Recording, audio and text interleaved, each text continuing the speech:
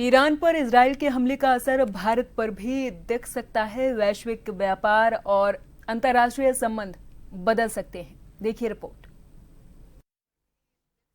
Israel ने शुक्रवार को ईरान की राजधानी तेहरान पर जोरदार हमला किया।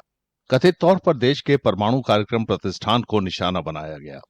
हमले में ईरान के अर्धसैनिक क्रांतिकारी गार्ड जनरल हुसैन सलामी और देश के सेना प्रमुख मोहम्मद वाघेरी समेत कम से कम 2 वरिष्ठ सैन्य अधिकारियों की मौत हो गई। इस सैनिक कार्रवाई से मध्य पूर्व के 2 कट्टर विरोधियों के बीच भारी जंग की आशंका बढ़ गई है। ऑपरेशन राइजिंग लायन नाम से इजरायली हमला ऐसे समय में हुआ है जब ईरान के परमाणु कार्यक्रम को लेकर तनाव बढ़ा हुआ है। इजराइल इसे अपने लिए खतरा मानता है। जवाब में ईरान ने कथित तौर पर इजराइल पर ड्रोन से हमला किया।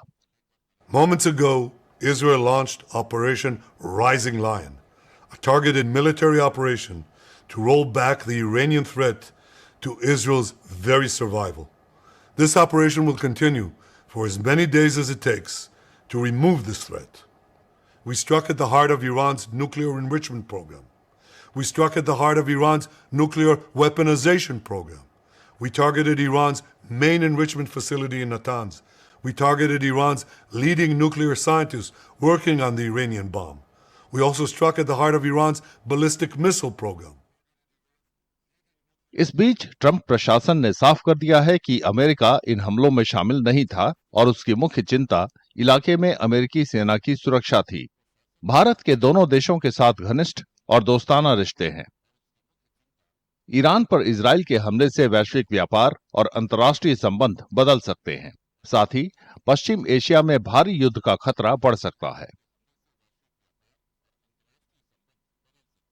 India has a very major concern there for the simple reason because if this conflict escalates, then maybe that United States gets roped in, and if United States is at war with Iran, then they will certainly put tremendous amount of sanctions, and thereafter India's engagement in Chabahar port and our efforts to make the highway and get connectivity up to the Central Asian republics, that can get into trouble.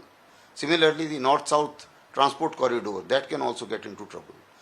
So there are major stakes as far as India is concerned because our connectivity initiatives are passing through Iran.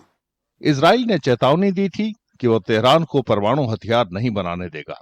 हालांकि ये साफ नहीं है कि Iran परमाणु हथियार बनाने की दिशा में किस हद तक आगे बढ़ चुका है।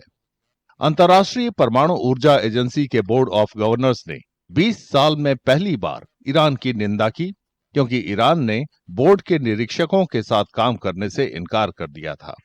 ईरान ने जल्द ही तीसरी यूरेनियम संवर्धन पर काम शुरू करने की योजना का ऐलान किया था। Sunday they were supposed to meet in Oman, and there again President Trump seems to be playing a rather intricate game because his representative said at one point that Iran can enrich uranium up to a limited level. But then Trump went back on it, saying that it cannot enrich at all. In other words, it seems Trump also doesn't want the talks to succeed. So is it that there is a secret understanding between Trump and Netanyahu? Meaning Netanyahu can do what he wants. Trump will not ask him to stop. मध्य पूर्व में नए सैन्य संघर्ष के बाद तेल की कीमतों में उछाल आया है। युद्ध गंभीर होने की आशंका से बाजार में गिरावट आई है। इस बीच भारत ने इजराइल और ईरान से किसी भी तरह की तनातनी से बचने की अपील की है। जानकारों का मानना है कि अगर ईरान जवाबी कार्रवाई जारी रखता है, खासकर लेबनान, सीरिया, इराक या यमन जैसे देशों में अपने सहयोगी समूहों के जरिए, तो इस क्षेत्र में लंबे समय तक संघर्ष चलेगा।